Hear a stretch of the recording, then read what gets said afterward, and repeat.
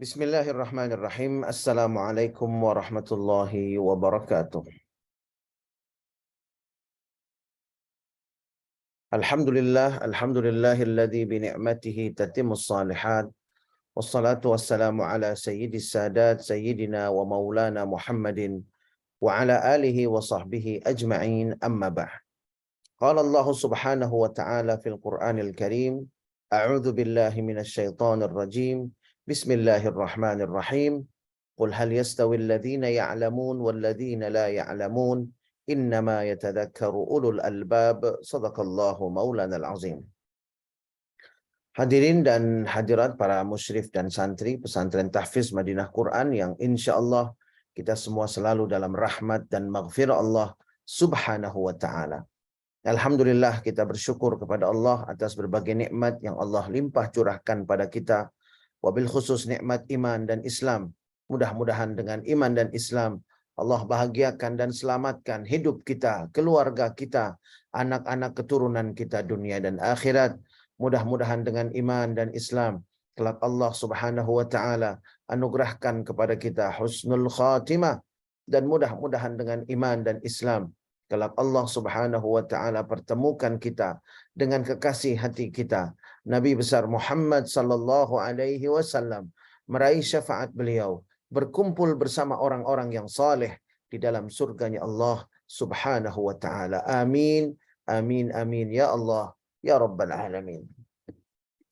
Jamaah rahimakumullah, sebelum kita mulai ta'lim pada kesempatan pagi hari ini, mari sama-sama kita bacakan suratul Fatihah untuk kesembuhan dari kakak sahabat surga kita, yaitu Bapak Muhammad Fuad, Profesor Dr. Suharsimi Arikunto, yang saat ini sedang dalam keadaan sakit.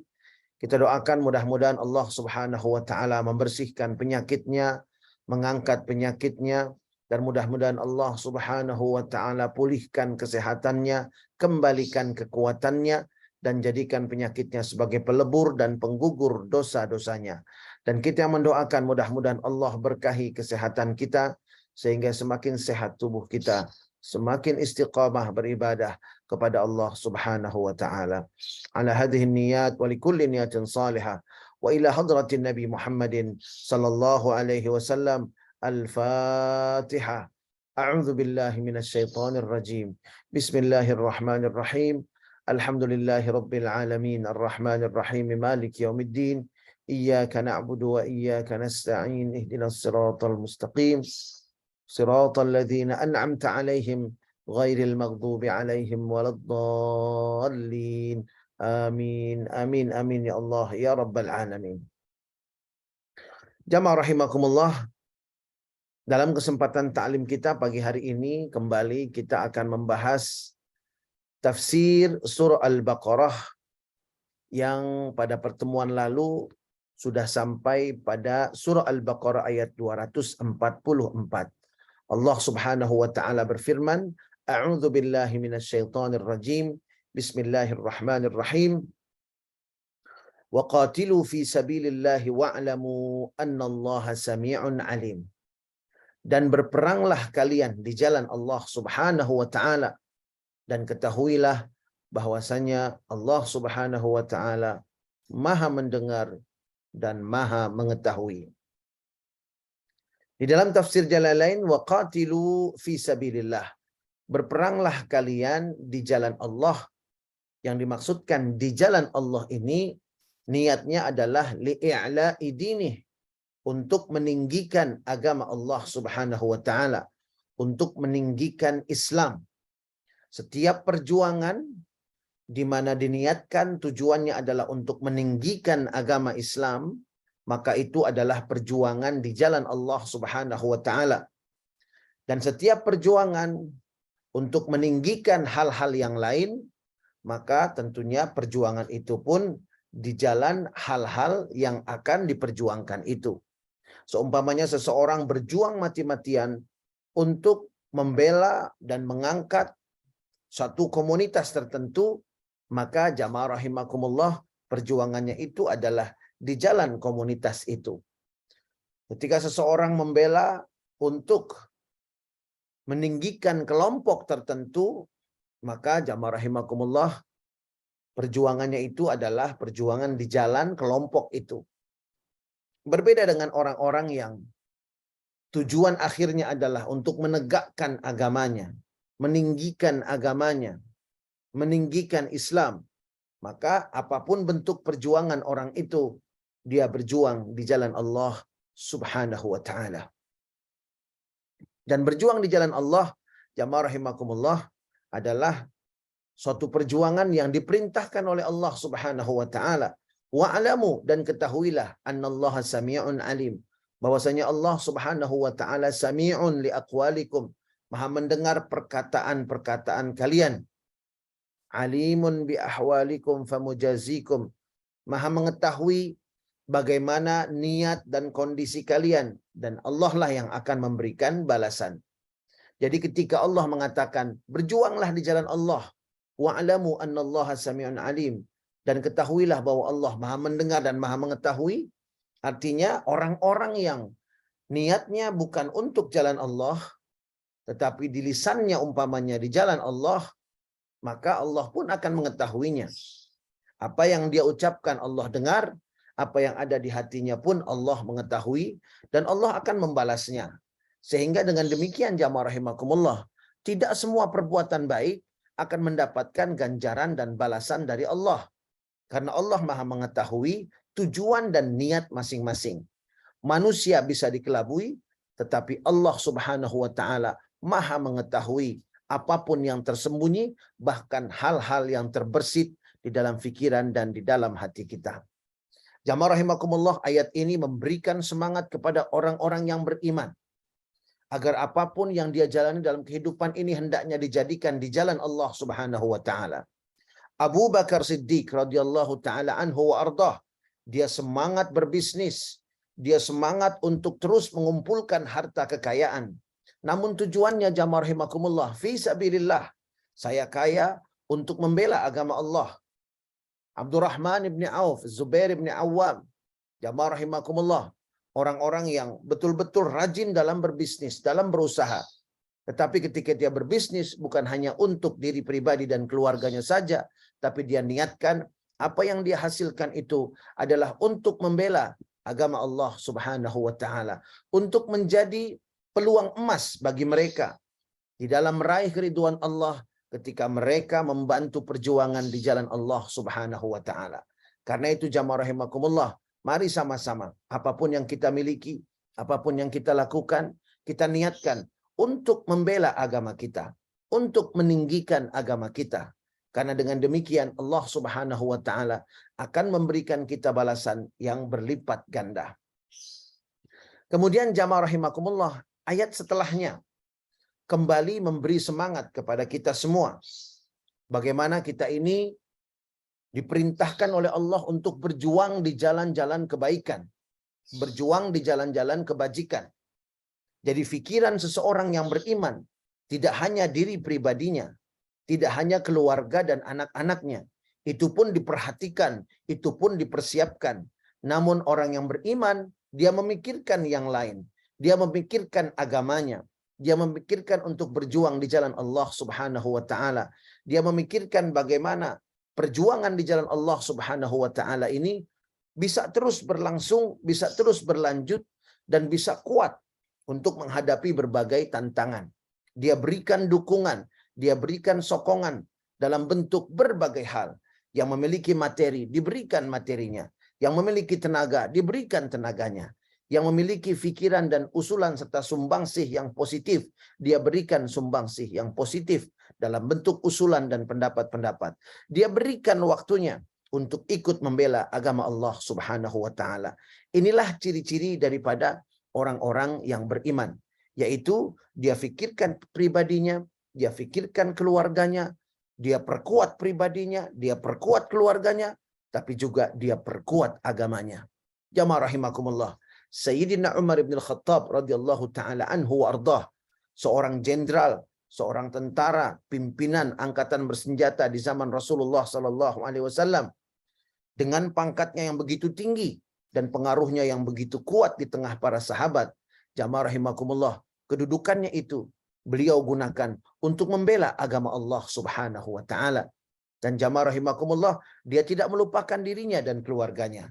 Dalam riwayat dikatakan bahwa ketika beliau wafat, beliau meninggalkan warisan yang ketika dikonversi dengan rupiah nilainya kurang lebih adalah 600 miliar rupiah. Jamaah rahimakumullah, tentunya kita sama-sama tahu bahwa Sayyidina Umar memberikan banyak yang dia miliki untuk mendukung perjuangan Rasulullah.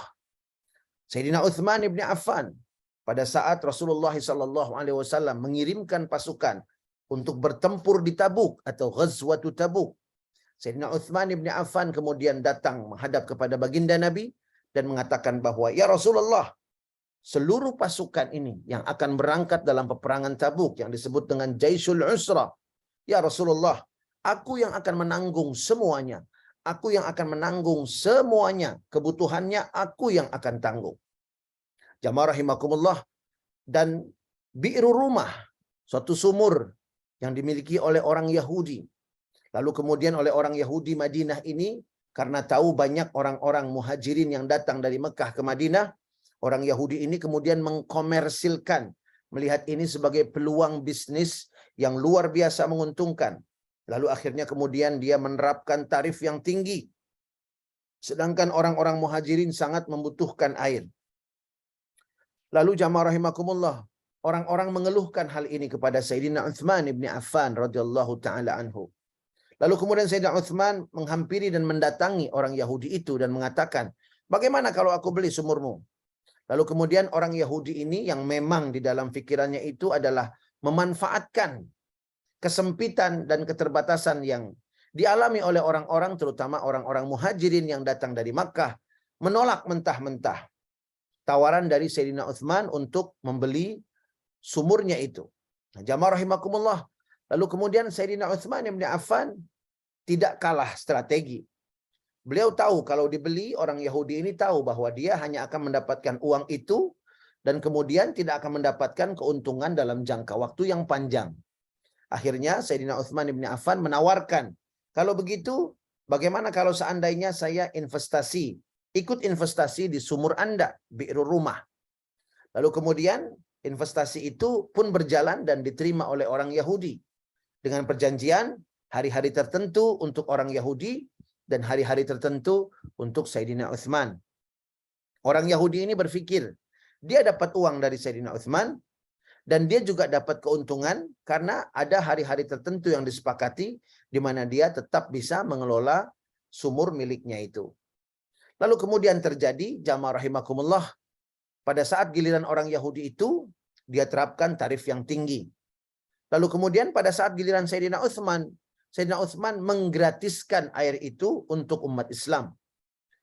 Lalu berlalulah hari demi hari, orang-orang sudah tahu kapan giliran Sayyidina Uthman, sehingga orang-orang itu mengatur strategi agar airnya cukup sampai dengan datangnya giliran Sayyidina Uthman ibn Affan. Sehingga apa yang terjadi jamaah rahimakumullah, pada saat giliran orang Yahudi tidak ada yang datang untuk meminta air. Pada saat giliran Sayyidina Uthman, orang-orang berduyun-duyun antri untuk mengambil air yang digratiskan oleh Sayyidina Uthman ibn Affan radhiyallahu taala anhu wardah. Akhirnya lama-kelamaan orang Yahudi itu berpikir, kalau begini kondisinya lebih baik saya jual semua kepada Sayyidina Uthman.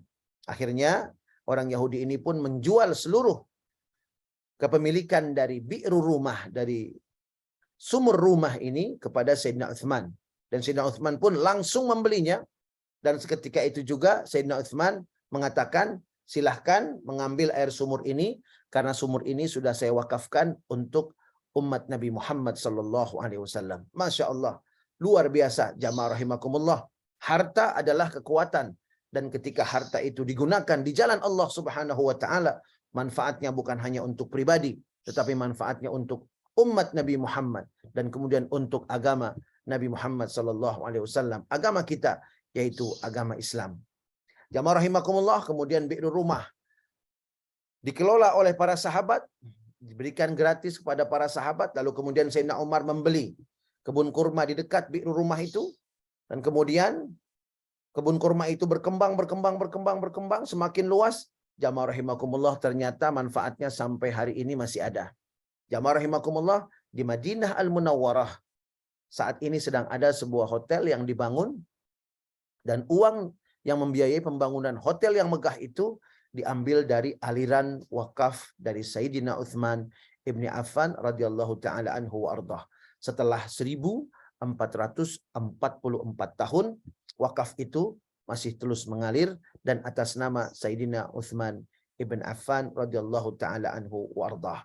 Nah, jamaah rahimakumullah, begini hebatnya contoh dari para sahabat yang sudah betul-betul memahami bahwa selain mereka berbisnis dengan manusia, selain mereka bertransaksi dengan manusia, berdagang dengan manusia, maka para sahabat pun tidak lupa berdagang dengan Allah Subhanahu wa taala. Inilah yang kemudian jamaah rahimakumullah ditegaskan oleh Allah Subhanahu wa taala dalam tafsir surah Al-Baqarah ayat 245. Allah Subhanahu wa taala berfirman, A'udzu billahi minasyaitonir rajim. Man dzal ladzi yuqridu Allah qardan hasana fayudha'ifahu lahu ad'afan katsirah wallahu yaqbidu wa yabsutu wa ilaihi turja'un.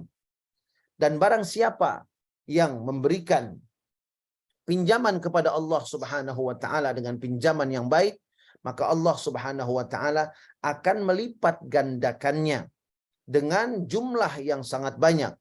Dan Allah lah yang yaqbidu, yang menggenggam, wa yabsutu, dan yang memberikan, wa ilaihi turja'un. Dan kepada Allah lah Subhanahu wa taala kita semua akan dikembalikan. Di dalam tafsir Jalalain disebutkan man dzalladzi yuqridullah, barang siapa yang meminjamkan Allah, artinya biinfaqi malihi fi sabilillah, dengan menginfakkan hartanya di jalan Allah, qardan hasanan, dengan pinjaman yang baik, bi an yunfiqahu lillahi azza wa jalla an tibi qalbin, menginfakkannya dengan hati yang bersih, fayudha'ifahu, jamaah rahimakumullah, dilipat gandakan, ad'afan katsirah min 10 ila akthar min 700 kama sayati, dari 10 kali lipat sampai lebih dari 700 kali lipat.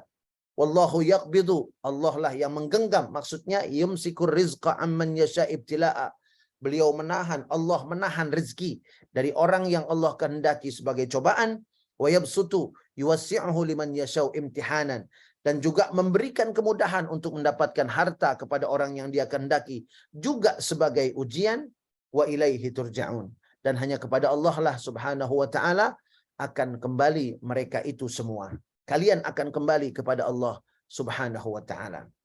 Jamaah rahimakumullah, ada yang menarik dalam ayat ini. Allah Subhanahu wa taala mengatakan man dzalladzi yuqridullaha qardan hasana. Allah Subhanahu wa taala menggunakan kata-kata yuqridu yang artinya meminjamkan. Yuqridu, meminjamkan. Qardan hasanan, pinjaman yang baik. Nah, ini jamaah rahimakumullah adalah peluang emas kita, pinjaman yang baik. Allah Subhanahu wa taala secara terang-terangan mengumumkan bahwa ada istilah pinjaman yang baik dan bertransaksi dengan Allah Subhanahu wa taala. Bertransaksi dengan Allah Subhanahu wa taala dengan memberikan pinjaman yang baik. Masya Allah, ini peluang emas bagi kita semua. Bertransaksi dengan Allah dengan mengajukan pinjaman yang baik. Jamaah rahimakumullah, mengapa Allah Subhanahu wa taala tidak mengatakan man dzalladzi yunfiqu malahu fi sabilillah, menginfakkan hartanya di jalan Allah? Kenapa Allah tidak mengatakan seperti itu? Mengapa Allah Subhanahu wa taala mengatakannya meminjamkan Allah? Jamaah rahimakumullah, sesungguhnya Allah Maha Kaya, tidak perlu dipinjamkan. Tetapi Allah Subhanahu wa taala menggunakan kata yuqridu ini untuk menegaskan bahwa ketika kita memberikan bantuan terhadap perjuangan di jalan Allah Subhanahu wa taala, Allah memastikan. Allah memastikan. Karena yuqrid, meminjam, berarti harus dikembalikan. Allah memastikan bahwa itu semua tidak akan sia-sia. Allah ingin memastikan bahwa bertransaksi dengan Allah pasti akan ada balasannya. Dan jamaah rahimakumullah, qardan hasana, pinjaman yang baik. Nah, jamaah rahimakumullah, ketika kita lihat kitab-kitab tafsir, ternyata qardan hasanan ini sama dengan infak yang baik.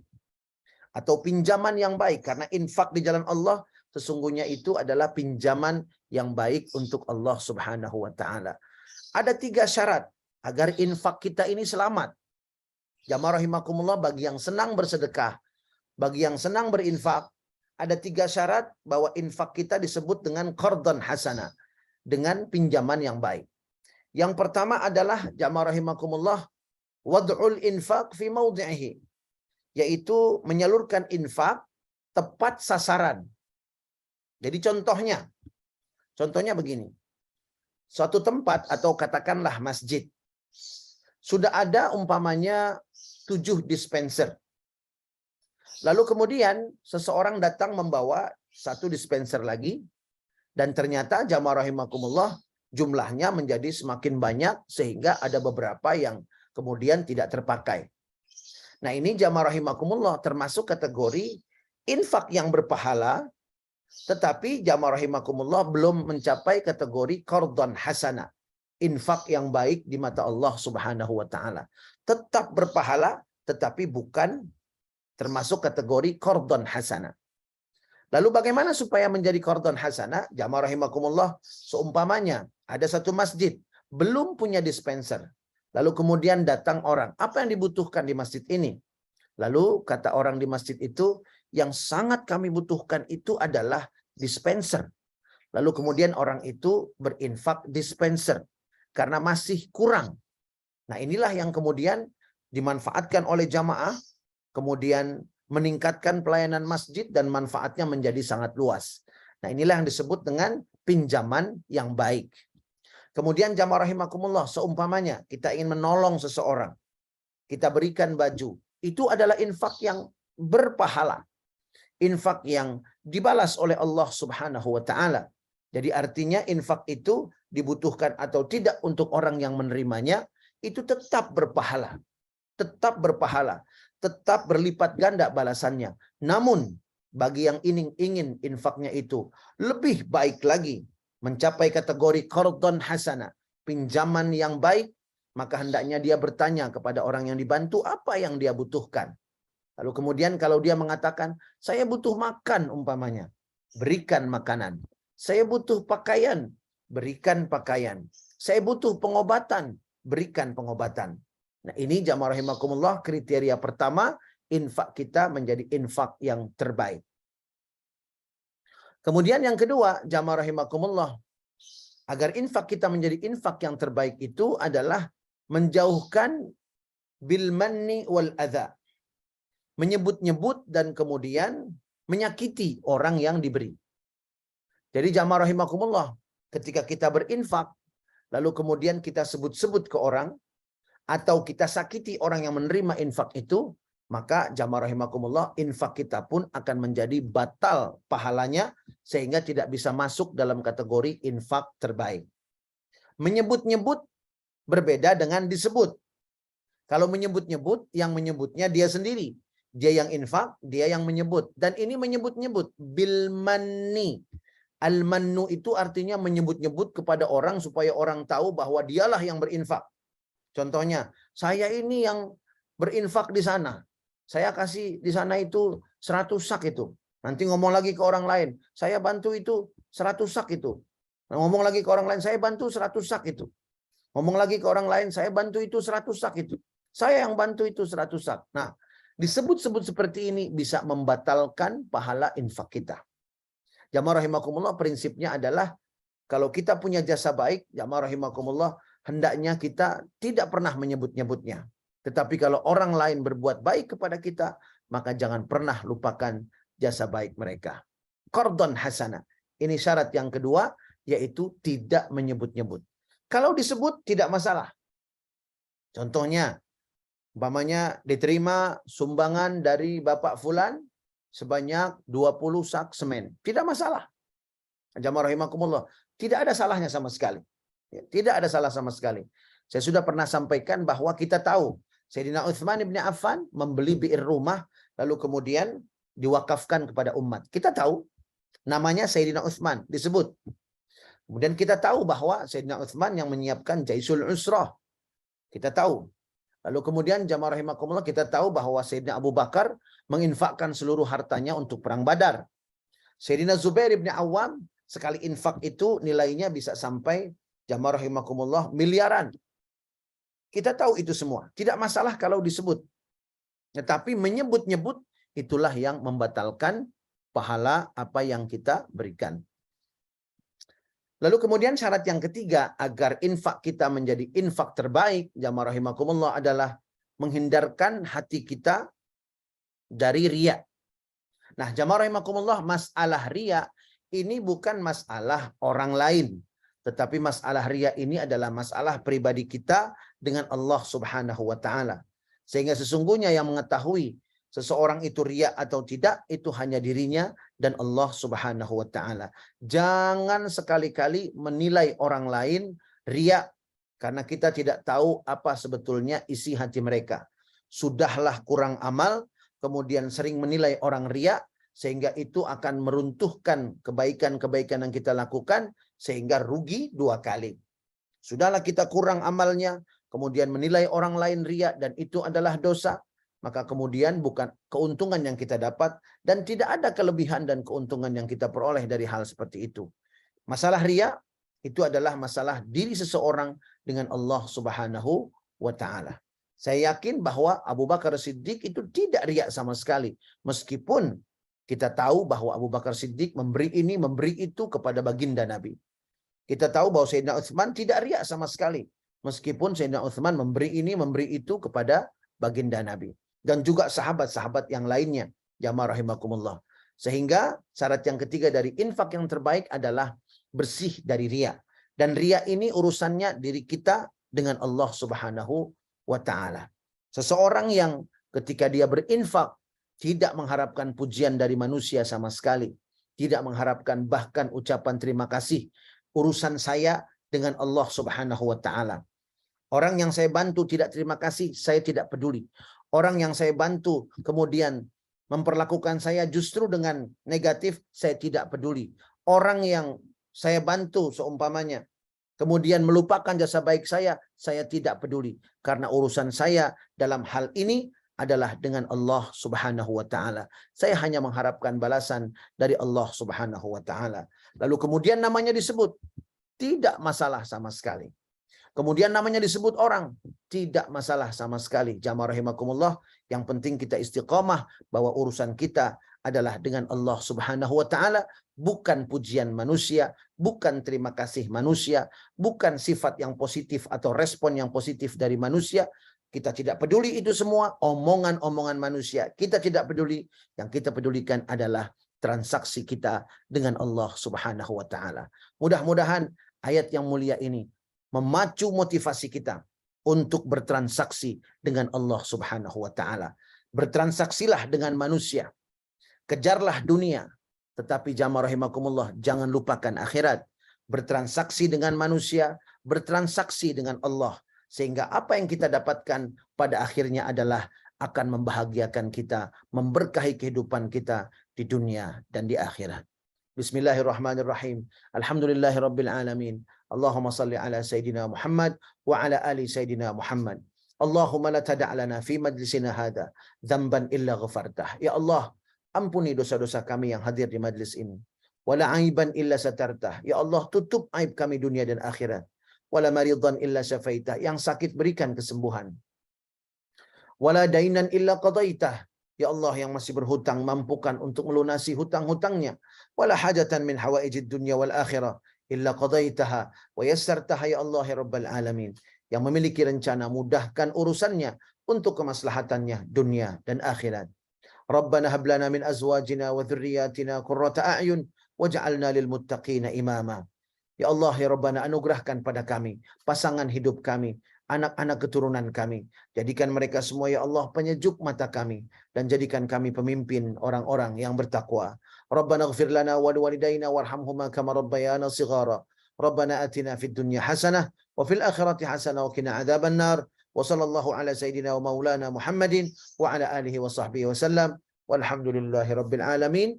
Subhanakallahumma wa bihamdika asyhadu an la ilaha illa anta astaghfiruka wa atubu ilaik. Billahi taufiq wal hidayah. Wassalamualaikum warahmatullahi wabarakatuh. Waalaikumsalam Warahmatullahi warahmatullahi wabarakatuh. wabarakatuh. Jazakallah Terima kasih khairan juga ya. Barakallahu. Allah, Bapak Ibu semua.